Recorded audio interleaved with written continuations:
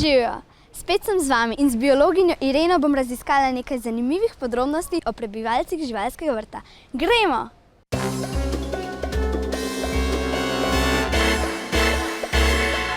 Ali so žirafe kaj izbirčne pri jedi?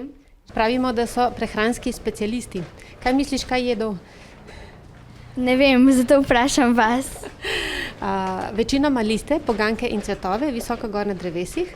Kaj pa njihovi naravni sovražniki? Odrasle žirafe nimajo plenilca, samo mladiči, zato se samice organizirajo v nekakšne otroške vrtce in samica, ki ima skoraj 2 toni, lahko z brco ubije leva, ki skuša opleniti njenega mladiča.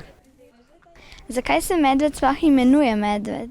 Ja, mogoče že njegovo ime pove, da med je in medvedi imajo radi čebele in ne samo čebele, njihov med.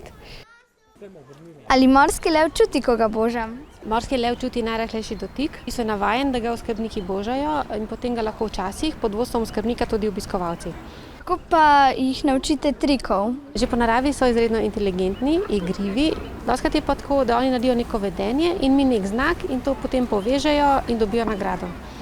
Vsaka žival je zanimiva, a najbolj všeč mi je bilo božanje morskega leva. Zdaj sem prepričana, da bo moj poklic povezan z živalmi. Adijo!